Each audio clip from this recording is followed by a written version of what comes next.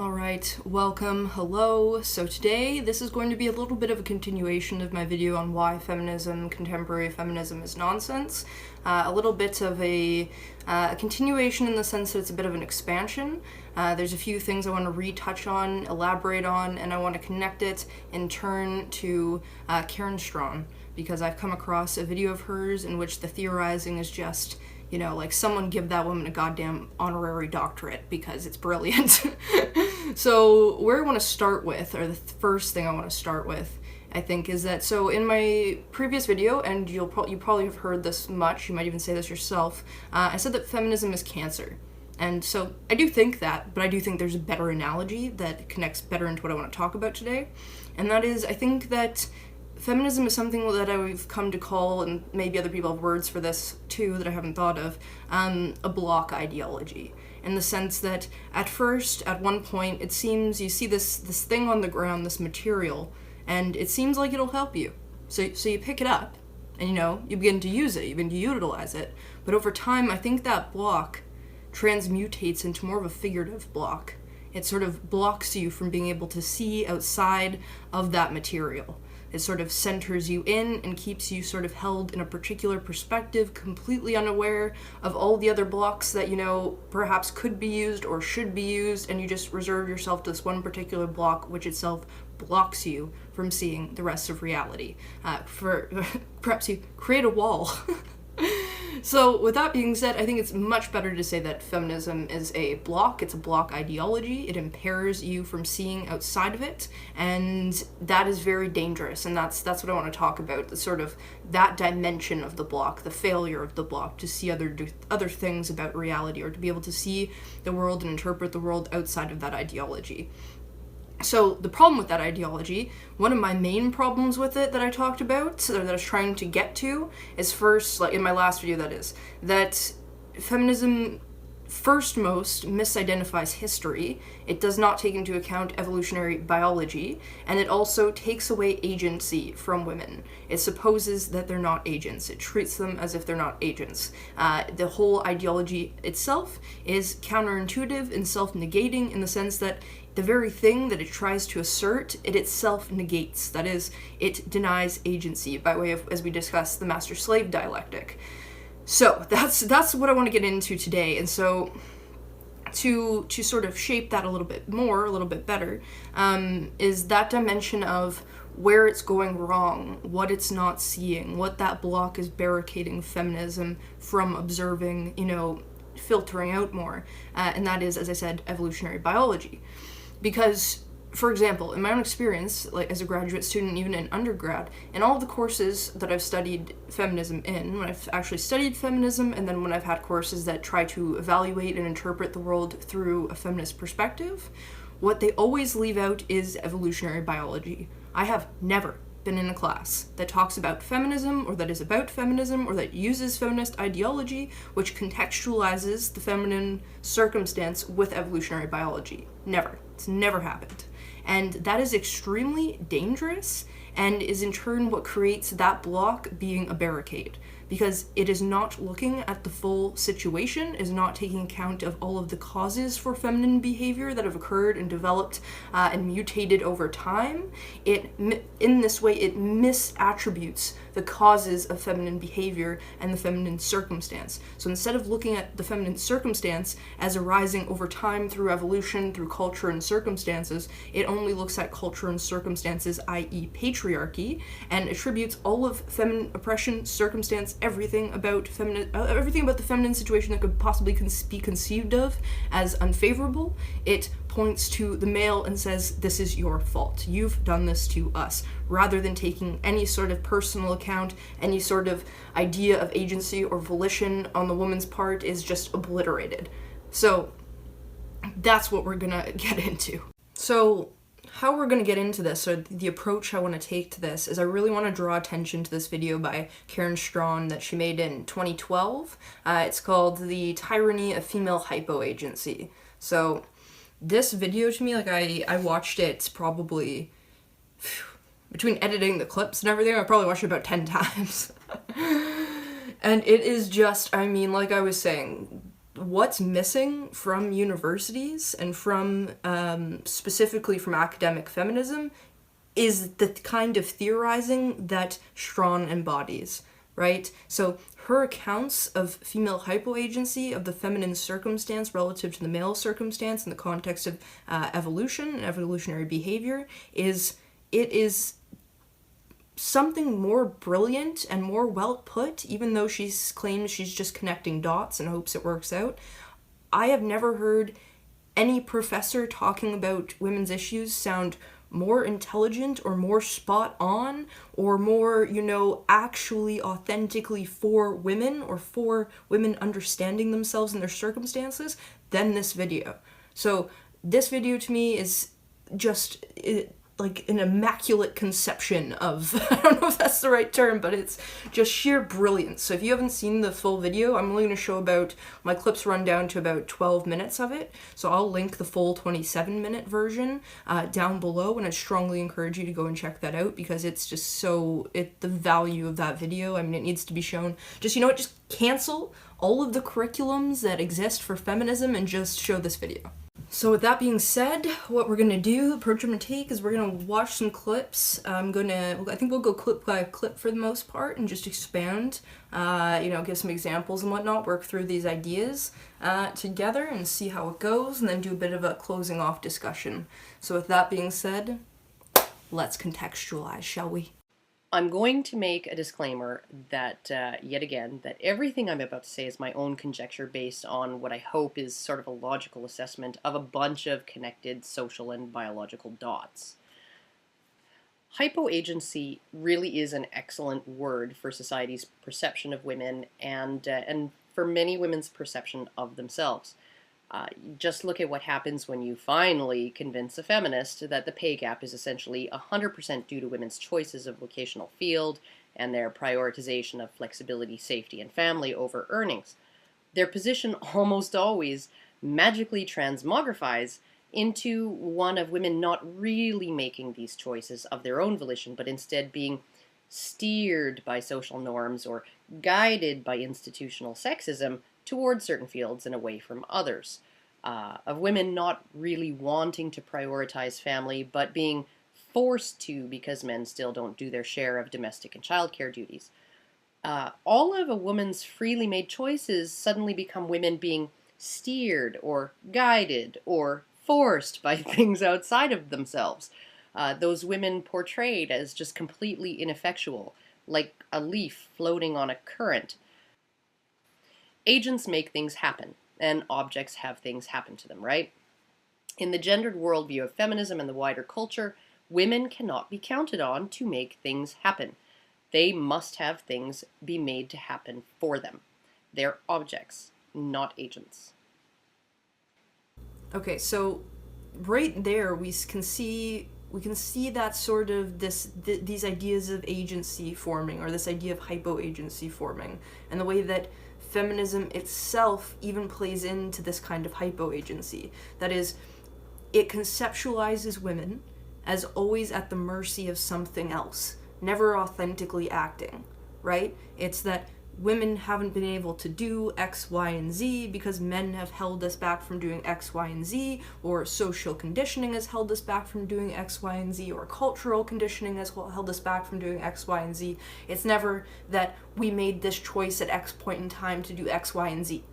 It's never that choice. Like, I think what these feminists tend not to realize too is that all throughout history, it's not like women weren't doing anything. It's not like they were just, lounging around the house. It's not like it's just, well, I'm sure there's some that account for this, but it's like women, even during when they didn't have the best jobs at the beginning of the Industrial Revolution, pretty much all working class women were working. They were just working in lesser paying jobs or working in the home, taking care of the domestic tasks. It's not like domestic work was easy before the, dishwashers, laundry machines, cleaning utensils, having childcare, all those kinds of things. And women often even took work on themselves, for example, doing sewing, doing the kinds of work that they could take out from businesses and do at home so that they could tend to their duties. So it's not like women haven't played any kind of role historically. They have, and they chose that role, or at least that's what we should say, is that they were conscious of their role and the importance of their role, right? It's just that it was a different role than men, but then all of a sudden this consciousness emerges in women once we get further into the Industrial Revolution that we never chose this. This was never our desire. This role was completely forced on us, it was impressed on us, and it's therefore patriarchy and male's fault. So again, this variety of feminism just takes away all possible agency of women over time and negates that they ever even had an option, or that they ever even wanted that or made that choice or agreed that that was best relative to men in those times, right? So it is self-negating. You want to say that women are agents, but you won't attribute any agency to women over time or now. It's always the fault of the institutions, there's too many men in power, it's all of these issues except for you yourself. I keep remembering the rules I was taught as a junior forest warden in my early teens whenever we'd go out on a wilderness hike. Our leader would take us some pretty hinky places, miles and miles from the nearest sign of human life other than the odd illegal leg hold trap we would stumble across. And we had it drilled into us that if we were ever separated from the group, the safest thing to do was essentially nothing. If you were in pairs orienteering and discovered you were well and truly lost, that's when you sat your ass down and didn't move. It wouldn't be long before the group would notice that there was a member missing or that you were way late getting back to the rally point, and when they did, they'd look for you. It would only be harder to find you if you were moving around, possibly in the wrong direction or in circles, and there was a hell of a lot higher chance of you ending up hurt or dehydrated or exhausted. If you wasted a ton of calories marching and a ton of time, possibly even increasing the distance between yourself and the people looking for you, you'd be screwed come nightfall. Safest thing you could do was stay hunkered down, exactly where you were, and call out for help every 30 seconds or so. Not only would you be found quicker, you'd have a better chance of surviving until you were found. So the safety rule was to become, essentially, an object. And it comes down to a simple formula. In that situation, being an actor means taking big risks, and being an object means avoiding those risks. In that situation, when you know there are people who are looking for you, behaving like an object is the best survival strategy. Now, the cost, benefit, and risk analysis would look very different if, for instance, you'd gone out alone and gotten yourself lost, if there was no group that you knew would come looking for you. In that case, turning yourself into an object and waiting for rescue from the group that doesn't exist is the opposite of a good survival strategy. All it's going to do is leave you freezing and thirsting and starving slowly in a hollow under a tree until spiders start spinning webs on your clothes and you're too weak to do yourself any good. In that situation, acting means surviving. Now, because of their innate value, all through history, women were more likely to find themselves in the first situation, where objectification was the equivalent of agency by proxy. Everyone, especially a woman's mate, had a vested interest in her survival. The more like an object she behaved within reason, the more agency others would take on her behalf, and all the risks and costs associated with acting would be borne by others. It might well be that the payoff to her of this strategy would be less than the greatest potential benefit of acting. But back in the days of tribal warfare, saber-toothed tigers, and staph infections that could kill you, the costs and risks of acting were often prohibitive. And men, of course, were more likely to find themselves in the second situation, where acting meant surviving and behaving like an object meant dying. So what a brilliant connection to draw, isn't that?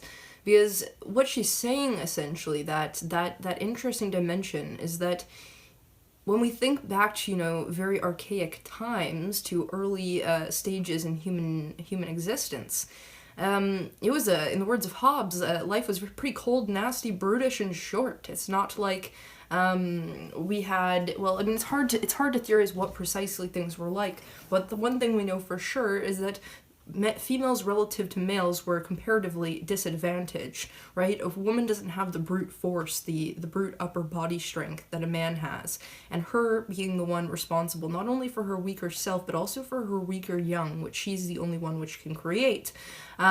That puts her in an even more disadvantaged situation in which she has to care not only for herself, her weaker self, but her weaker offspring, such that it becomes more to her advantage to be able to have someone perform the necessary protective and, extraneous tasks than to be able to do it herself. It is lightening the load in some sense and also ensuring her own survival to do that. So in that way, it benefits the female to behave like an object, to be someone who is taken care of, to be acted for rather than acting herself, because if she were to act herself, it would pose more risks. So going out and hunting, what are you going to do? Are you going to leave your child alone in a cave? What are you going to do with that? That you're going to bring it with you? Good luck. So in that way, it's definitely conceptualized in evolutionary terms how it would be to women's disadvantage to act as an agent. However, a man, obviously, the situation is comparatively very different. He has the strength and the lack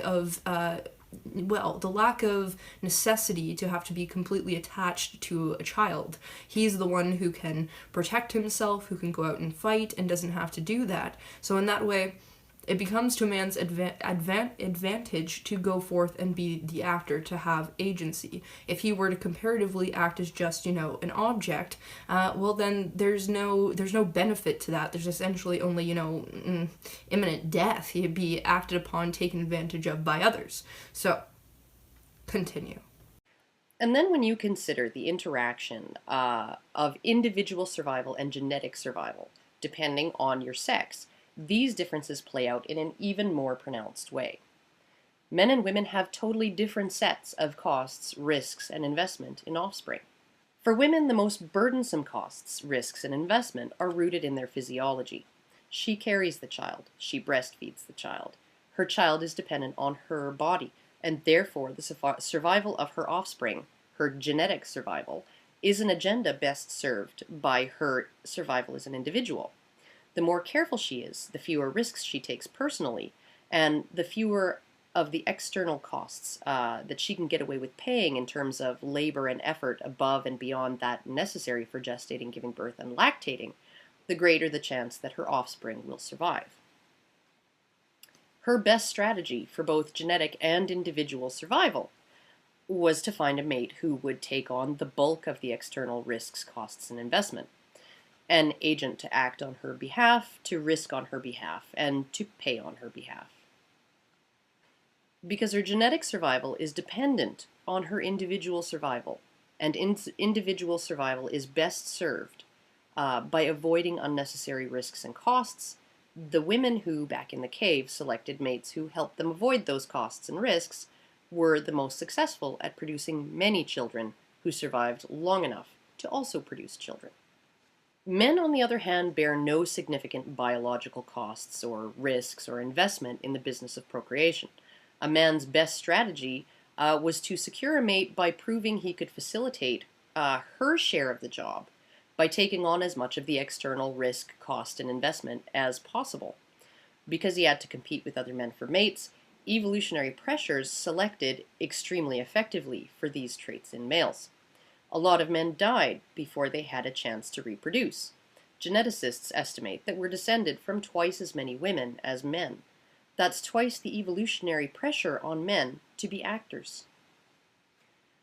To further complicate things for men, even your average non-warlord type, men's individual and genetic survival are just not as dependent on one another as they always have been with women. An extremely geeky pop culture example of this would be from the movie The Terminator. Kyle Reese dies protecting Sarah Connor, the mother of his child, before that child is even born.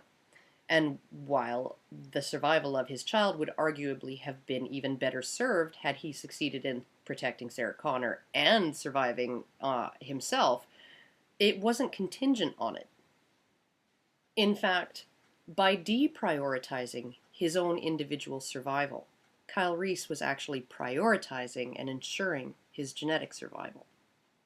Right. So what we see here unfolding is a quite a different picture than that which is painted of men and women in universities, at least in the social sciences anyway. So what we see here is that there are very distinct, or theoretically in terms of evolutionary behavior, there are very distinct ways in which it seems that female and males were driven by their own sort of biological imperatives, their own evolutionary imperatives for, maximal success, or that is maximal survival. And that is to say that through their interactions with each other and with the environment, they were led to develop certain behaviors that were most advantageous to each of them, right? So for the female, it is, I don't know whether you would say that it's conscious, unconscious, or driven, but the female realizes in some capacity at some point in evolution that it is to her advantage to sort of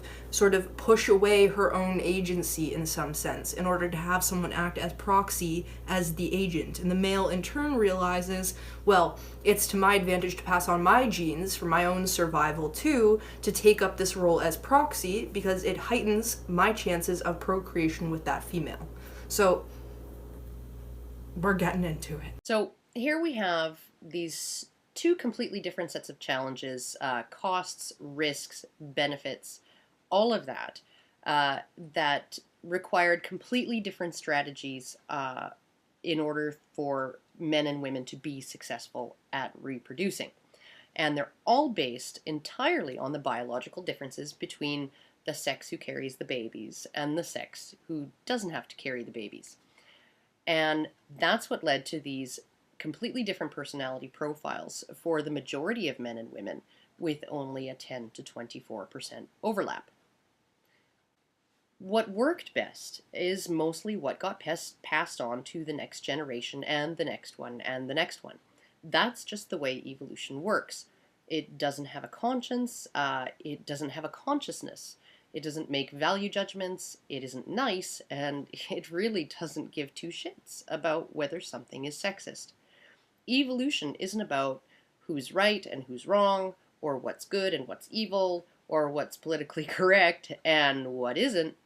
It's about who had the most babies and who didn't have as many, and about who had the babies that survived and who had the ones that didn't. 20,000 years ago, women who acted when they didn't have to, that is, when others could and would act on their behalf, were less successful at passing on their genes and seeing their offspring survive to pass on their genes, because acting is inherently risky and costly. Evolution selected against agency in women. The more of her agency a woman could exercise by proxy, by demanding or allowing things to be done for her.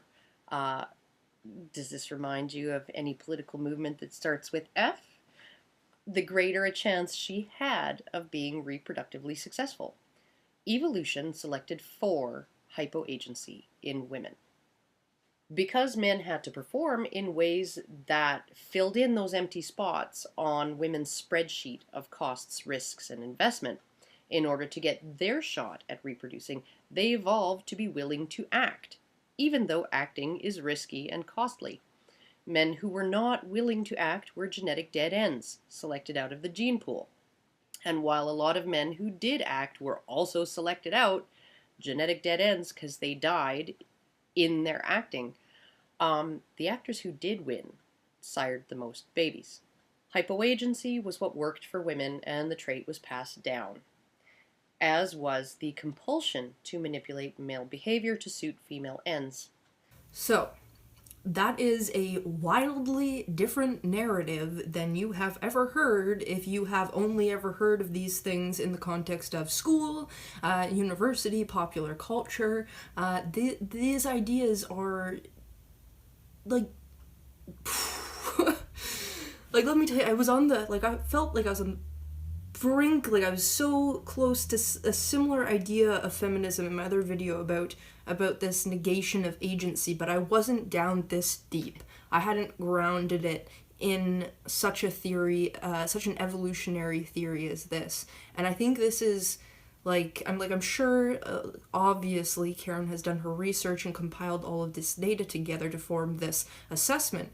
And the nature of this assessment compared to what's commonly talked about is, to me, like a massive gestalt shift. If you're familiar with those images where, it's like a duck and a lamp, but you can only see it as a duck or a lamp at what time, but then occasionally once you realize it, you can see it as both.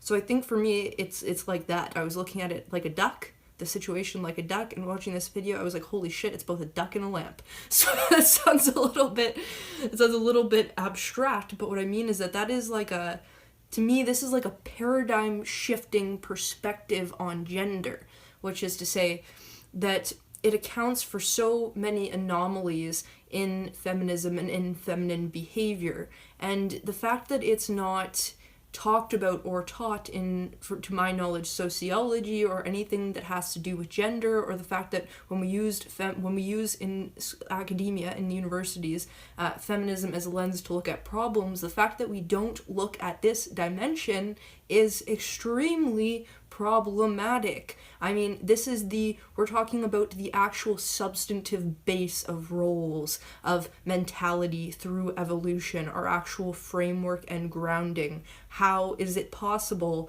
that it is not taught in these classrooms? Or how is it possible that any conversation about gender, about feminine circumstance, is not contextualized in this way, in its grounding, in its history? It's like feminism itself only conceptualizes the feminine circumstance in a given period. It only goes back so far. And so the problem with this, obviously, is that when you only go back so far and you don't consider the picture, the full totality of the image, you are going to be prone to contradictions, and you're going to be prone to, being led to attributing causes to the female circumstance which aren't in fact causes, right? The cause of the female circumstance from this perspective is the female herself. Her negation of agency is contained within her own affirmation of her own kind of agency. That is, she, through her agency, in some degree loosely defined as agency, chooses to be object in evolutionary terms because it was to her advantage. And in that way, it's a form of agency itself, namely the form of agency to choose not to be an agent but to be an object for the sake of your own survival and self-preservation. So, and when we look at it from that perspective, we take on when we look at it from that perspective, we take on a whole different perspective, that perspective of feminine behavior and of the feminine circumstance and how it came about and how it still exists, and that sort of evolutionary byproduct is still even present even in the precise movement of, namely, feminism to sort of gain agency. It's itself still negating its own agency from these sort of I don't know if you could say archetypal, maybe, if we want to look at it that way, archetypal evolutionary traits. Because again, when we look at the context of feminism and the feminist movement, it's constantly attributing its position as caused by things outside of itself. It's, we need more government programs to support us, we need men out of power, we need women in positions of power, but we need help to do this, we need commercials on TV, we need more campaigns, we need to do all of these things, we need all of this help to sort of get to that point, when in fact all you're doing is relying on other people to do it for you. It's still not agency. The whole thing is a self-negation still. So, and of course, all of this could indeed change over time. All of this hardwiring, since society and technology has created a completely different environment with entirely different challenges and totally different costs, benefits, and risks than the one we spent most of our evolution in. And as well, when everyone has a chance to pass on their genes, something that was served by the socially and legally enforced expectation of lifelong monogamous marriage, then the evolutionary pressures on men and women are going to change.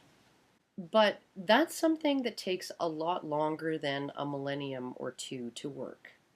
And the very conditions that might have brought about those kinds of changes in our biology, changes that might steer women's evolution toward actually seeking agency rather than avoiding it, and steering men's evolution a little bit less in the direction of dominance and venturesomeness and all of those qualities of self-determination and agency. Those were social conditions that were essentially scrapped during the sexual revolution and the skyrocketing of divorce and out of wedlock birth that began in the 70s. And while I would agree with Stardust that women are certainly capable of being actors, it's not something that they're going to choose to do. Not the majority of them. They're not going to choose that. Not unless they have to. Not unless society forces that on them. And frankly, with feminism leading the charge of social change, we're kind of headed in the exact opposite direction. We're headed towards ever more female hypoagency. So we can see what Karen's saying towards this. This is the conclusion we've now reached. It's that we can, like, society has changed. We've changed drastically. The way since really the first wave came about, we can thank industrial capitalism for this as well. Since that time period, we've been going in flux, and that really started to culminate in the 70s with the, free love movement, all of that stuff. And now, women trying to be in the workforce to the same extent that men are, for maybe not for the most part, because I believe there's still, like, I think like 80-something% of women are in the workforce, in Canada at least. But, for the most part, women are in the workforce. The roles are changing. Things are changing. So the way we order ourselves is changing, and that is almost guaranteed to alter at some point our own course of evolution. It's already begun its alteration, but the actual concrete changes, like the structural brain changes in behavior, what she's saying is that that's going to take a lot longer to manifest on average, like in the majority of people. You can't just wipe out, hundreds of thousands of years of evolution in 2 millennia. It's just not going to happen. And it's true. We see that exactly what she's saying in the context of society itself right now in terms of feminism and gender issues, which is that still, basically, even in the movement of feminism itself, this sort of emergent ideology which tries to free women in its own language, is still an act of this degree of hypoagency. It's still them acting, but trying to get others to act for them in some sense. It's still forming this sort of herd mentality, this sort of group mentality, which tries to influence others to act for it in order to sort of preserve itself. And what I mean by that is by way of feminism trying to attribute its causes to men and trying to get other people, trying to get government, trying to get all these initiatives to sort of get women into things without the women actually doing it themselves. And, like affirmative action would be another great example of that. All of these ways of women reaching out to sort of get agency in a way that is itself a negation of their own agency. So it's very, very contradictory. It's very, it's still this hypoagency notion is present throughout their movements. And I just... that is, why have I just, one of the things that I'm gonna, one of the things I was gonna show a clip of, I think I will at the end, but of Karen saying, if the universities aren't figuring this kind of stuff out, what the fuck are they there for? Why haven't I ever heard of this? I've been in university for, 6 years now. Why haven't in any of my social sciences, any of my philosophy, anything of that nature, my labor studies, why are none of these conversations coming from that starting point? Why not? Right? I think the source of solving this problem of feminism, or the really sort of females, how do I put it? I think the way for feminism to sort of correct itself, to stop being so internally contradictory, is to sort of start analyzing problems like this. So instead of, freaking protesting, because I've seen protests, I believe, of people, not liking Karen Straughan, maybe you should spend less time crying and more time listening. And maybe, the actual academic feminism would be able to itself evolve to incorporate this knowledge as well and stop having such faulty theories which lead to such dramatic, outbursts in popular culture and rebelling against things. It's such an incomplete analysis for this precise reason that it doesn't look all the way back, and that it fears biology, as I was saying at the beginning of this, that it has this inherent sort of this inherent sort of disdain for going near it. It's never taught that way. So I think the precise correction, as I'm trying to get to with this rambling, is that that needs to be corrected. There should never be a class or a case in which you're, as a professor, or whoever, like whoever's teaching the class, however, whoever's creating this curriculum, is teaching it without that pre-context. You can't just start teaching feminist ideology in the context of the Industrial Revolution and say that this is the only kind of feminism, or rather that this is where we are justified in starting from. Because when you justify, or when you try to start feminism, to start feminist ideology from that time period, you're in your own little chamber, right? You're in an individuated ideology which is not connected to the rest of history, and it leads to all of these, misconceptions, contradictions, all of these ridiculous, sub-ideologies and attributions of causes for oppression to men, when in fact, it's you yourself.